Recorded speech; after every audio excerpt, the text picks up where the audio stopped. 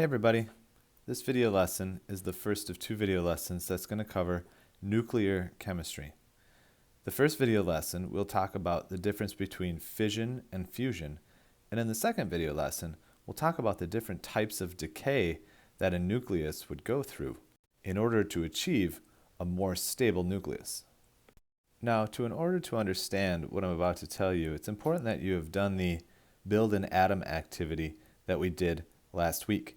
But a stable nucleus is one where it has just the right amount of neutrons in the nucleus. If a particular nucleus doesn't have enough neutrons, or if it has too many neutrons, it will become unstable. And an unstable nucleus is not a good one. It's going to either try and fuse with another nucleus or go through fission in order to create a more stable nucleus. In summary, the identity of an atom depends on the protons, but the stability of an atom depends on having just the right amount of neutrons in that nucleus.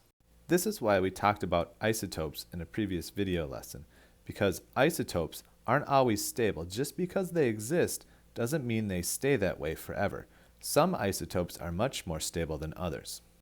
Let's quickly talk about the goal of a nucleus. What is it really trying to achieve? Just like human beings, nuclei, which is the plural of nucleus, nuclei are just trying to become stable.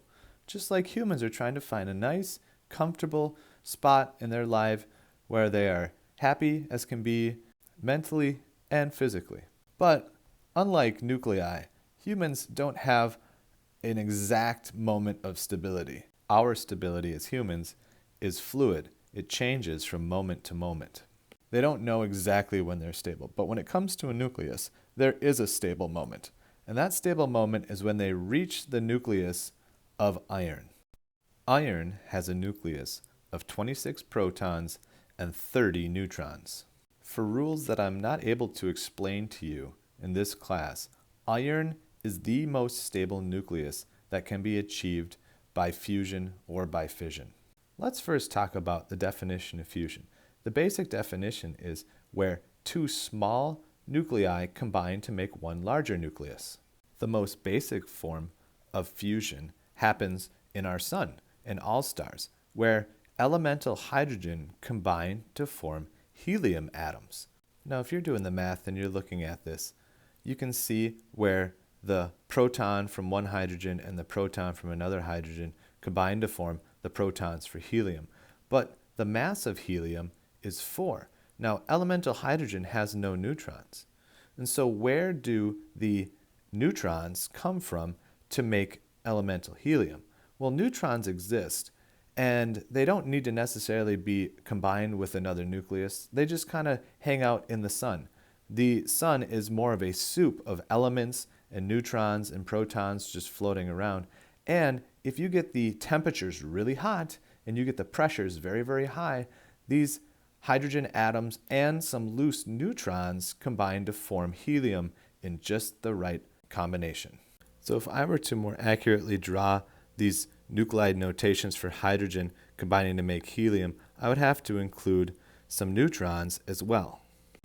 The notation for a neutron is just a lowercase n, but it doesn't have an atomic number. Its atomic number is 0, but it does add 1 to the mass. Now if you're doing the math, 2 of the neutrons plus 1 equals 4. And so the top numbers all add up to equal 4, and the bottom numbers all add up to equal 2. And now we have the right amount of protons and the right amount of neutrons and the right mass of the nucleus for helium. And when those atoms combine to form a new nucleus, a lot of energy is released, which is how the sun is able to produce heat and light that can allow for life to form on our planet. But reaching the nucleus of iron doesn't happen in one single step. Rather, it happens in incremental steps when smaller nuclei combine to form a little bit larger. And that little bit larger nucleus combines with another small nuclei to get a little bit bigger yet.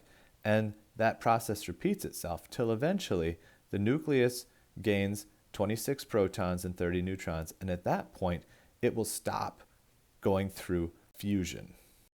Fusion's goal is to combine small nuclei to create larger ones and eventually reach the stopping point of the iron's nucleus. Fission, on the other hand, is the opposite of fusion. It's the splitting up of an unstable nucleus in order to achieve a more stable state. Fission is what's happening in nuclear reactors to produce energy by taking large unstable nuclei and splitting them up into smaller, more stable nuclei, and as a result, it also releases energy. But what makes this different than fusion is that fusion requires temperatures of nearly 40 million degrees in order for fusion to occur.